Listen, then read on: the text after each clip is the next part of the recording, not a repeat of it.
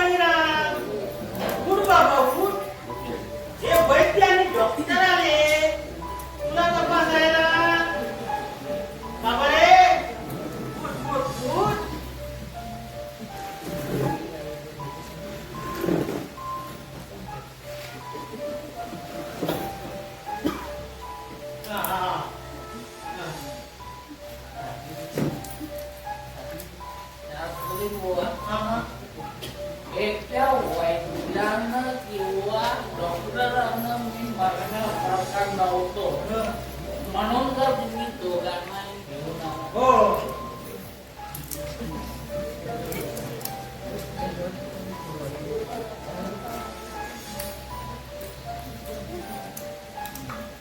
गाडी फार मंद चालत आहे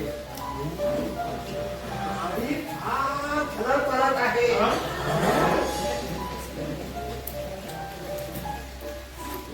थंडीने हातपाय फार पडले आहे.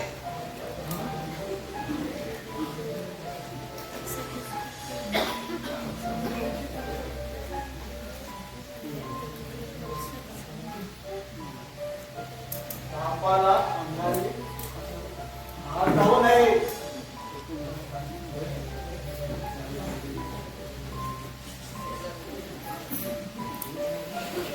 झोप लागत नाही, सुस्ती उरत नाही.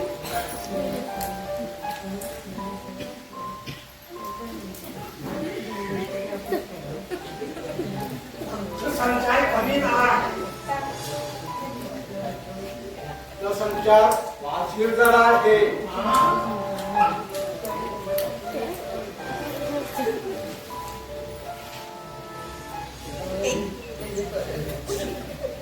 तो प्रयत्न साध्य आहे. तो किती असाध्य आहे.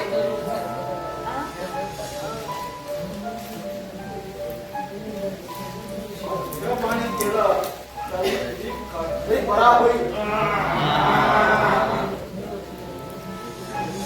धन्वंतरी तरी धरून काढली तरी रोगी जगायचा ना. जीव गेला तरी रोगी मरायचा नाही. 3 दिवसात रोग्याचा मुर्दा मरतो. वैद्य साहेब, ही तुमची बरोबर लोक आहे. औषध काय द्यायचं आहे ते द्या.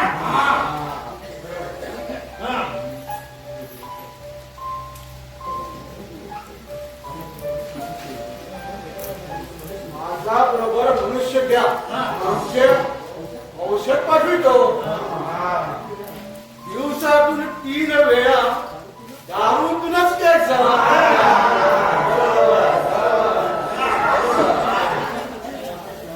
दारूचा सारखा मारा ठेवावा लागेल. हे आमचं औषध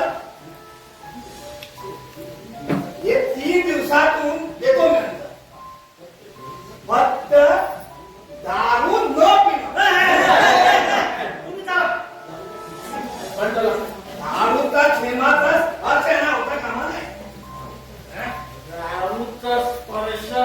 कोण हं? असं काय हं? राष्ट्रीय वाद हं? या गावावर येतो हो. निघा, निघा, निघा. हं. तुम्ही जा. जा. हा.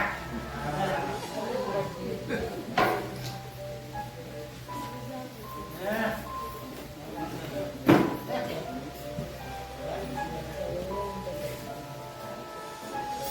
काय नशिबाचा खेळ आहे बाबा.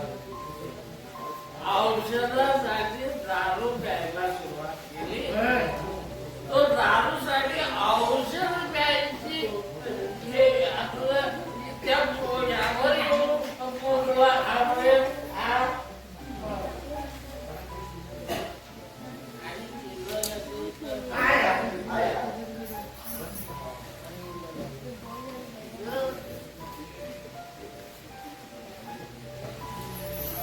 थांबा सगळे संपूर्ण करा असे नसे ठेवून थांबा थांबा पाहिजे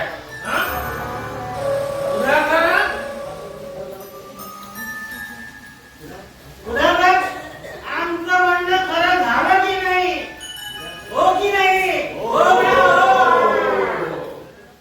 उदाहरण,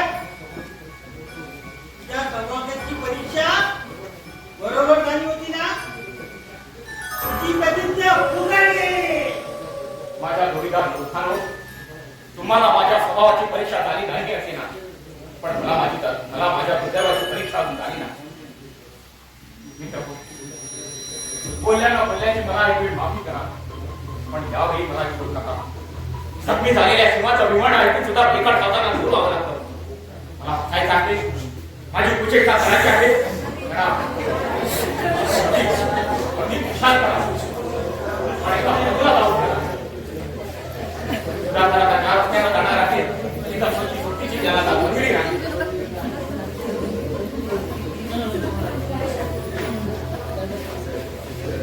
ये मंदिरे ये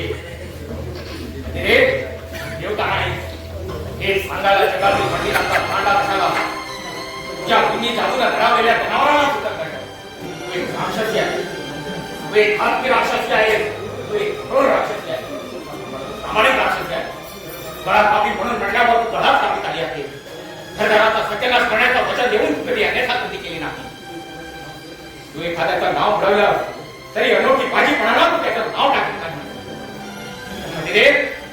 आपण आपल्या अघोर अनूक शक्तीनं या सुधाकराच्या गळ्याला गारमिटी मार मग त्या कंठालिंगनानं सुधाकराचे प्राण कंठाशी आले तरी बेहत्तर हे विनादान दूर हो आपण धारे पाऊस पुढे उचलला तर हा रागार थोड्या माणसाचा अघोर घात ओढून घेण्यासाठी आणि वाघाच्या उपाशी करण्यात हात घाल खेळालेला मणी उभारून घेण्यासाठी दुसऱ्या नागाच्या तोंडात हात घाल आणि भाग माझ्या समोर त्याला उतरायला आपला हात तुझ्या छायादकच दूताईचा निरोप ऐकून मी मोठ्या आशेने राहिलो होतो इथं आणि हा प्रकार त्यापेक्षा मी मोठ्या आशेने मी तो निश्चय केला होता पण काय कपा सुद्धा अजून तरी सोडली नाही आता सोड इतके दिवस दारू केल्यावर आता सोड वेड्या इतके दिवस कशाला एकदाच केल्यावर दारू सोड वेड्या दारू ही अशी तशी गोष्ट नाही की जी या कानाला ऐकून या कानाला सोडून देता येईल दारू ही एखादी चायनीची चीज नव्हे ती शोका हाताची आज सवय सोडता येईल आणि तिच्या सोडता येईल दारू हे एखादा खेळणा नव्हे की खेळता खेळता उषा पायथ्याशी टाकून देऊन तिने झोप घेता येईल दारू ही एक शक्ती आहे दारू हे काळाच्या खात्यातलं अस्त्र आहे दारू ही जगाच्या चालत्या गाड्याला बांधलेली खीळ आहे दारू ही पोथे करता येण्यासाठी एखादी क्षुद्र शिल्लक असती तर तिच्या एवढा गवगवा जगात कधीच झाला नसता दारू परोपकारी पुरुषाने आपल्या देहाची करणा बांधली तरी तिचा प्रचंड हो त्याने खंडात महापुराण वाहत राहिला वेदांची माना तिच्या ओघात रंगत गेली कठोर शक्तीचे मोठाले राजेदांड तिच्या गळ्यात उतरून बसले ती दारू म्हणजे काही सामान्य वस्तू नव्हे दारूची ज्ञाशक्ती तुला माहिती नाही मुसळधाऱ्या पावसात टिकाव करून राहणारी इमारत या दारूच्या शितोड्याने मातीला मिळेल दारू डोळ्याच्या दुखाने माऱ्यासमोर छाती करणारे लोक त्या दारूच्या स्पर्शाने काळत मी दोष घेऊन पडले हार कशाला पूर्वीचे जादूगार मंत्रलेला पाणी शिवडून माणसाला कुत्र्या मांजराची रूप देत असेल ही गोष्ट तुझ्यासारख्या शिकल्या सवरलेल्या आजच्या पंडिताला केवळ कट्टेची वाटी पण आम्हाला दारूची साधू तुला पाहिजे असेल तर तुला वाटेल तो भक्ती लक्षणी पुरुष आणि सर्व सद्गुणी पुरुष तुला पाकर आणि त्याच्यावर दारूचे झाड हे म्हणा डोळ्याचं पात्र रक्त नव्हतं तो तुला त्या मनुष्याचा अगदी पशु झालेला दिसू लागेल अशी ही दारू आहे समजतात. आपल्या विषयाची नीट आठवण कर. तसा कपाळाचा तो विचार रामलाल नदीच्या महापुरात कारखान्यानं हात पाय आखडल्यावर नदीत खात्रीनं आपला जीव जाणार अशी जाणीव झाली तरी भुत्याला त्या पांगळ्या हातपायाने नदीच्या उलट पोहून नदीतून बाहेर येता येईल का. भडकलेल्या गावडीच्या कुपाटात बाजू निघताना जीव जाण्याची धास्ती वाटली तरी गरट्याला त्या जीवाच्या शेवटच्या श्वासाचे कुंकर मारून ती भोताची आग उतरता येईल का. मग या दोन्ही महाभूतांच्या मोडत्या गळत्या शक्ती जिच्यात एकपडले आहे अशा दारूच्या कब्जात गळ्यापर्यंत बुडाल्यावर प्रत्यक्ष ईश्वरी शक्ती लाभली तरी मर्त्याला बाहेर कसा येता येईल. दारूची सवय सुटण्याची एकच वेळ असते ती वेळ म्हणजे दारू प्रकरण या मुलीची. पहिला एकच वेळा मग तो कोणत्या का निमित्तानं असेना त्यानं एका दिसला तो दारूचा कायमचा खलाप झाला. निवळ औषधे जरी दारूचा घेऊन पाहिला तरी दिवाळीचा दिवा भटकून होईचा लोक दारूची पूर्णता एखाद नीटपणे ऐकून घे. धम खा राहिला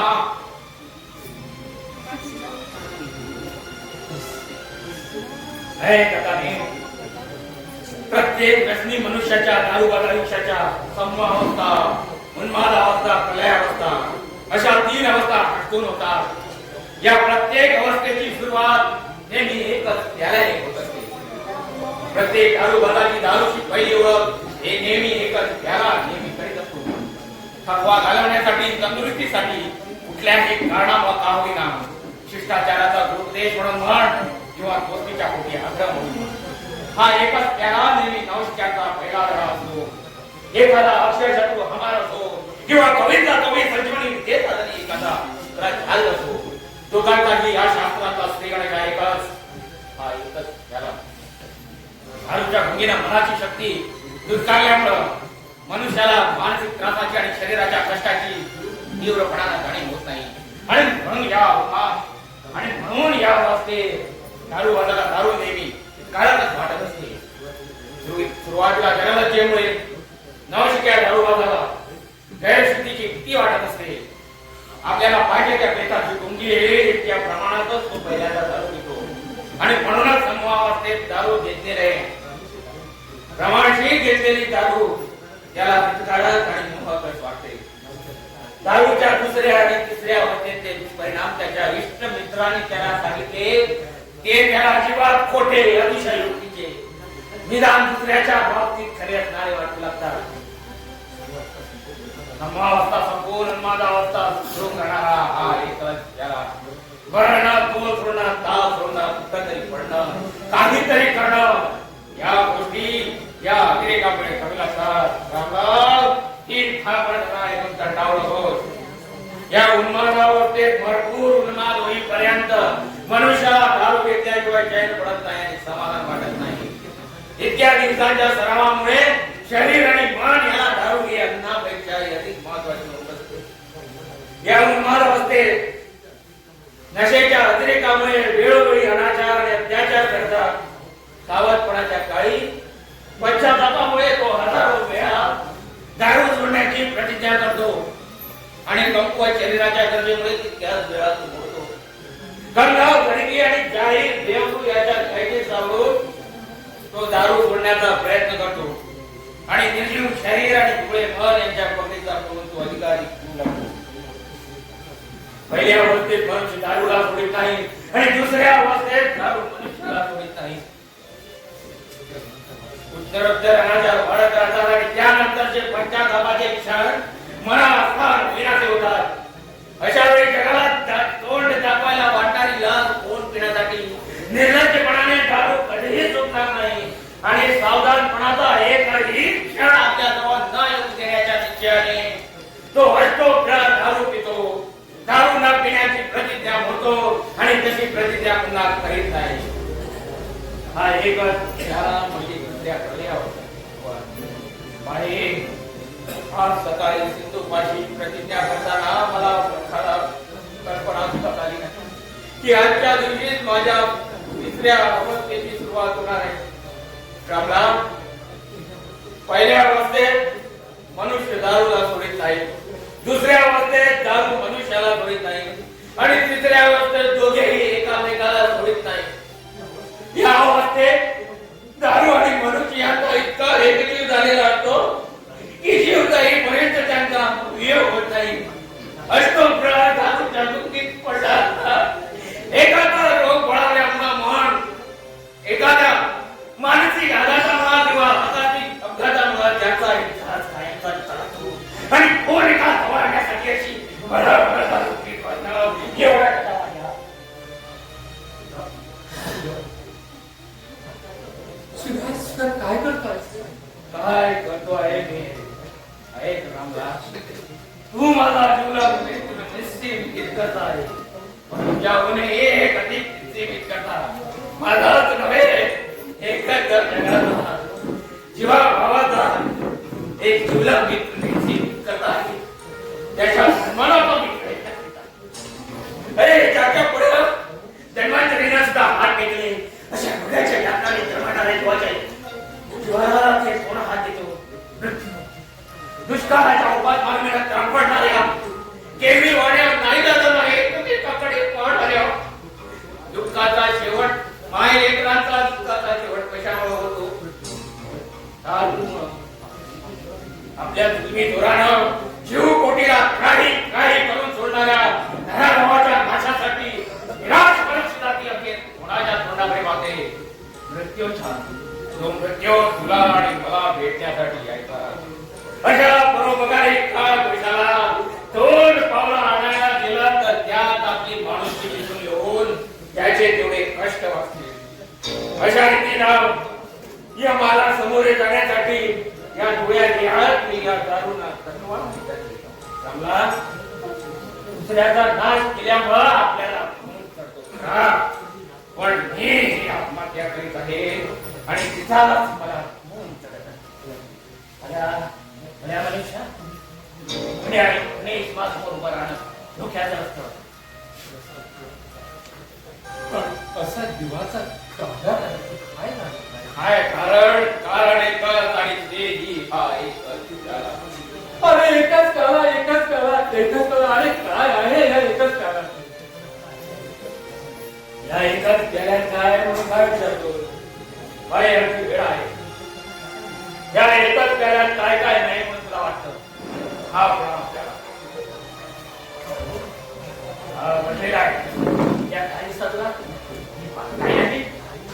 आईच्या मांडीवर समाजाला सन्मान करणारा मूर्तीतला किती तिथल्या तिथं गेलं तर त्या आईला किती दुःख होईल असं चित्र अशा क्रूर कल्पनेत उभं राहतं. हळदीनं भरलेली नवी नवरी दिसतात, वगळानंतर ती कशी दिसेल असं अशी कल्पना विचार करू लागते. सांभाळ, मी हल्ली त्या अवस्थेत आहे आणि माझ्या कल्पनेला मद्यपानाच्या ज्योतीची ज्वाला प्रदीप्त करीत आहे. अशा वेळी मी सांभाळून बोलत आता पहा माझ्या दृष्टीनं या एकाच प्याल्यात काय घडले आहे. पृथ्वीनं आपल्या उदरीच्या रत्नाचा विलास केल्यामुळे खवळलेल्या सप्त समुद्राने आपल्या हळहळी विस्ताराने पृथ्वीला प्राण करण्याचा प्रयत्न केला.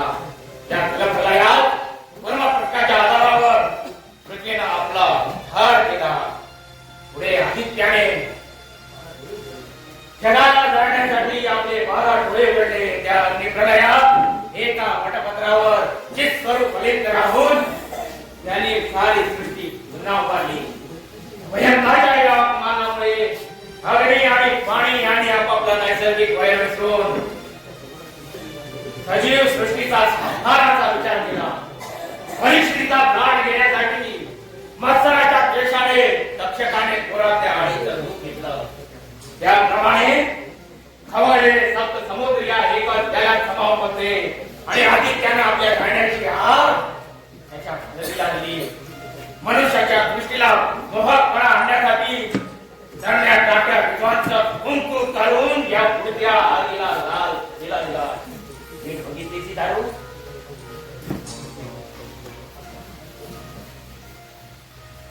आता या रिकाम्या करण्यात काहीच नाही.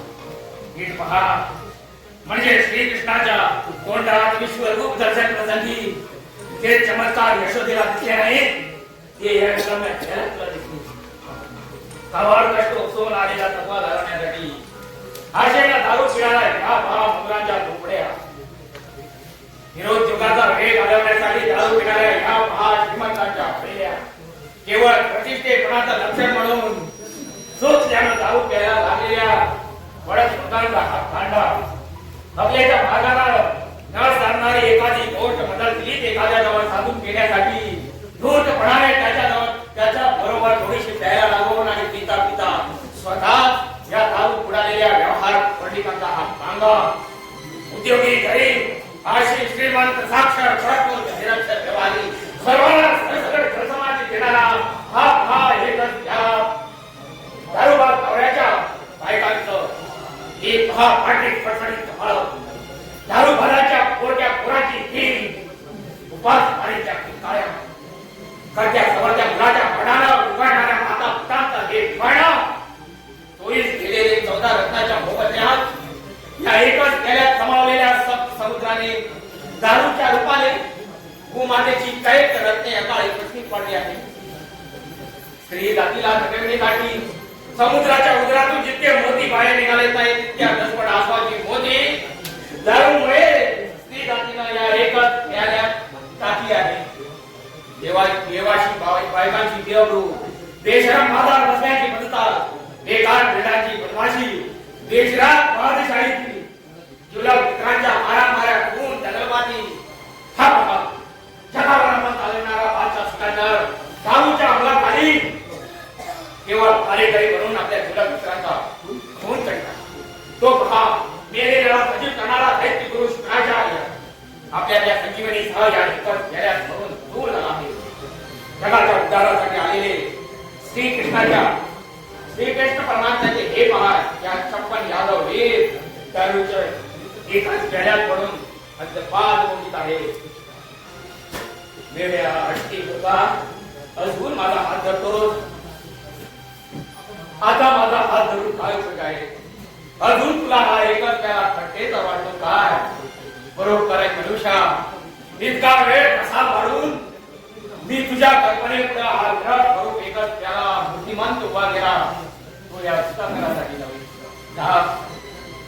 त्या जगात तुझ्या वैभवशाली वाणीला हे मूर्तिमंत एकच प्याल्याचं दृश्य उभं कर आणि कुठल्याही मोहानं सुखवाद साधून पहिला एकच प्याला नवशिका दारूबाजू ठाशी लावता आहे.